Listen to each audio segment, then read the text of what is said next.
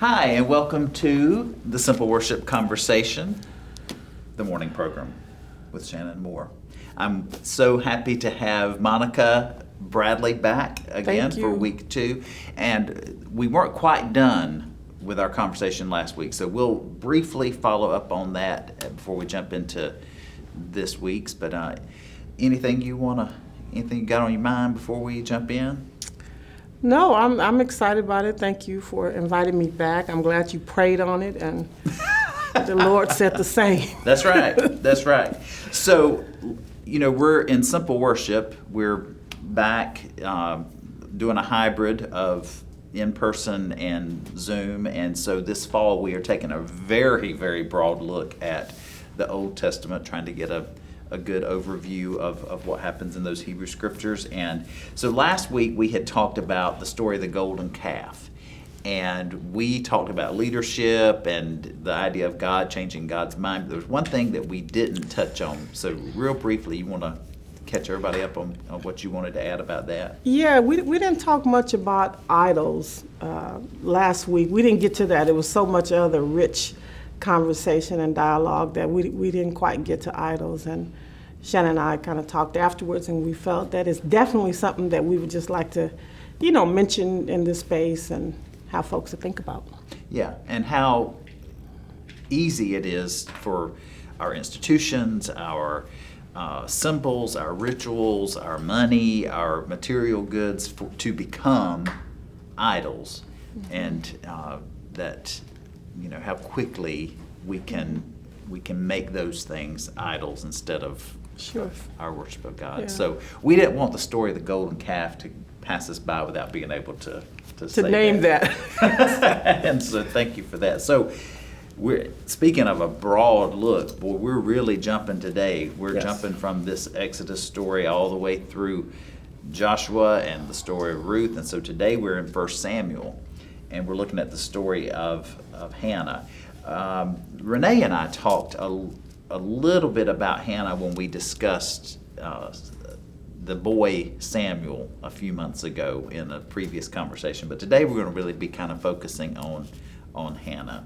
Mm-hmm. And we're in 1 Samuel, the first chapter. We find out in these opening verses that she is unable to have children, that her husband has another wife who can't have children and sort of holds that over her head. But she's the beloved.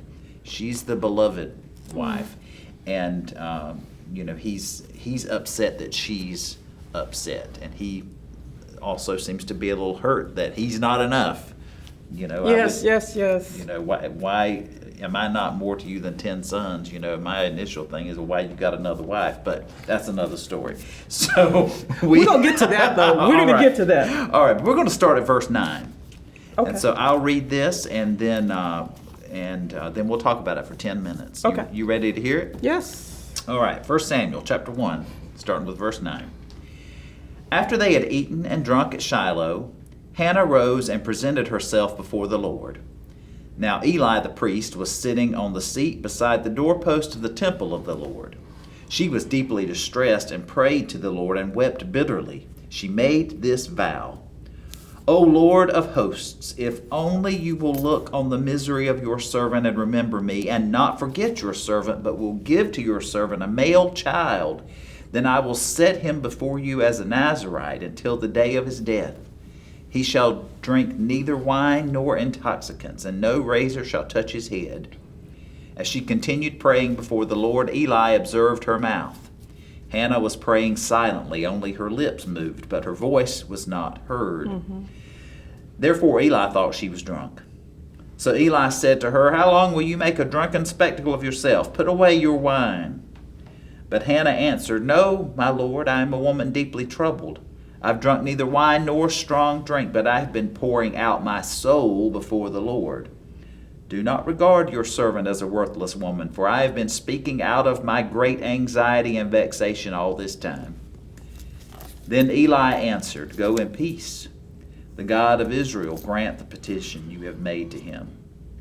And she said, Let your servant find favor in your sight. Then the woman went to her quarters, ate and drank with her husband, and her countenance was sad no longer. They rose early in the morning and worshiped before the Lord. Then they went back to their house. Elkanah knew his wife Hannah, and the Lord remembered her. In due time, Hannah conceived and bore a son. She named him Samuel, for she said, I have asked him of the Lord. All right, Monica, I'm going to start this timer. What do you think? Wow, there's a lot here. There's a lot to discuss and to talk about. One of the things that really, strikes me right from the beginning is just how she's being treated as a result of not having children. And I couldn't help but to wonder if some of her anxiety came from just the taunting and the harassment that she received. I mean, even it says, a little further down that she feels worthless, and it's also interesting to me that the priest automatically went to thinking that she was drunk, and it's just that whole image that folks have of her, And as she is praying to God and promising that this child won't drink, but that, the priest thinks that she herself is drunk. That's kind of interesting too. I read something recently that talked about how children were basically your life insurance policy. That was, there wasn't retirement and all this, and if you didn't have children, who was going to look after you when you were old? And so there was always a fear with the folks who were unable to bear children. So that may have been part of it too. But then she makes this big promise that if you'll let this happen, then I will set this child before you to live in this certain way until the day of his death. Yes. Now that stood out to me because, she is promising that his whole life. Right, and that he will go along with this. Yeah, we can't help but to think, what choice will he have, if any? Definitely as a young person, he hopefully will, be guided by his parents and God. But as he get older, what choice will he actually have? Because she's pretty much set his path for as she's promised to the Lord, what he's going to do and be. Yeah. I got to be honest, this whole story has always been incredibly sad. There's her sadness at not being able to have a child, of course. But as somebody who was definitely a mama's boy, the idea of being taken or given away, to in the way that Samuel was, for this promise, that always caused me as a child some anxiety. Just the thought of that. Does that? I didn't even think much about that. I just, like I said, the first thing that came to my mind was just the fact that he wasn't going to have a lot of choice in his life. Stuff had been set up for him. She promised God. Right. And then what would happen if he didn't go along with it? In opposition, yes. We're also back to what we were talking about last week. It says earlier that the Lord had closed her womb. Yes. And so now we have this prayer, and once more, God changed God's mind. Yes. I think that's an interesting perception of the writer, to actually kind of put it like that God is changing God's mind. What does this say about prayer, though? Prayer still works. Prayer changes things, starting with God's mind.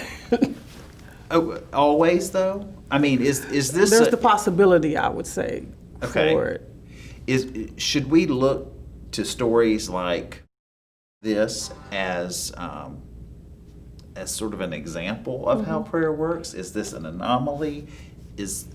I mean, what? I think we can look at it as we can petition God, for the desires of our hearts. We can go before the Lord and say, God, my womb is barren and I want a child, And I don't know, I mean, we can look through the whole, canon, and that's not always the case where God changes God's mind, but I think that it's good to say that there is possibility. What about this bargaining aspect of it? I mean, it's there. I wouldn't want folks to think that they have to do this back and forth, with God. But I look at the other piece of that where there are possibilities that we can, petition God for. We don't always have to just sit with every single thing and say it is what it is. Mm-hmm. I had a conversation with... Like COVID-19, Oh, you want to say more about that? Well, the condition that our country's in, we could just say, oh, just sit and accept it. But, I think there's so many of us, even in our community here at UCC, where we're petitioning God for transformation, for change, in both of the pandemics. Okay. You want to say more about the other pandemic? Well, the pandemic of racial injustices, we know that our country can do better. We know that we're long overdue for transformation as it relates to racial injustices in our country. And we're at a point where it's like, okay, God, it's time. We need your power. We need your strength.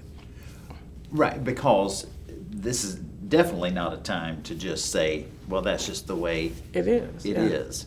And if there's a way forward for us as people of faith, we have to, I would say, depend on God, ask God, trust God, plead with God, pray to God, bargain with God. Petition, all those things. Yeah, whatever we can to help us see a new way, because the way that we live is so entrenched and so pervasive in everything that we do, that without reliance on God's wisdom and God's power, how do we see our way out of it? Exactly, and especially when things are so problematic, and I think, and just going back to the story here, Hannah and her situation, what she's dealing with, she has anxiety around this. Oh, yeah. She's being treated poorly. She's they're being bullied. Yeah, they're on their way to church and to the temple, and she's actually, getting, all of this flack from the second wife, and it bothers her. Mm-hmm. And I think that, we hear a little bit about the story, but I could only imagine what the day-to-day life of the family, it's captured in this one situation where, they're on their way to the temple at Shiloh, but imagine what the day-to-day life is like. Mm-hmm. We can hear it a little bit in her husband's voice as far as, I love you, he's really trying to, and he's asking her, isn't he enough? And it just made me think about the day-to-day life, like. Well, and the answer is no. Yeah. To get quite frank about it, she doesn't say that, but in her actions, the answer is no, you're not enough. Yeah. This is something that I feel so strongly about. And then in the next chapter, Hannah prays this beautiful prayer. And I don't want this time to escape us without, check our time here, we don't have much time left, but to bring it to a Christian context, the parallels between Hannah and Mary, the birth, the prayer afterward, the way that, it's phrased, that, she gave birth, and this son, it always strikes me how instrumental the women in these stories are to our faith journey. Just before this, we have the story of Ruth, whose lineage would give us King David. Yes, and yes, here yes. we have Hannah who gives us Samuel. and Mary who gives us Jesus. And these faithful women have played such an important role in the Jewish faith and the Christian faith. You wanna Yes. Yes. talk about that? I was just going to say, I'm just glad that you named that and I'm excited that they are actually named, because there's so many other, passages in Scripture where women are not named. Mm-hmm. So the fact that we have both of their names, they didn't just say the other wife, but, she's actually named. Right. So I appreciate that. Well, thank you for being here today, and I hope that you appreciate the women who have been influential on your faith journey. Yes. And I hope that you will contact me about possibly coming to Simple Worship in person if that is something that you're thinking about. It's limited, so you can check that out on our website. And of course, you can also Zoom on Sunday morning at 9:30. So hope you enjoy the conversation. Hope you have a great week, and we'll see you next time. Bye-bye. All righty, bye-bye. Thank you, Shannon. Thank you.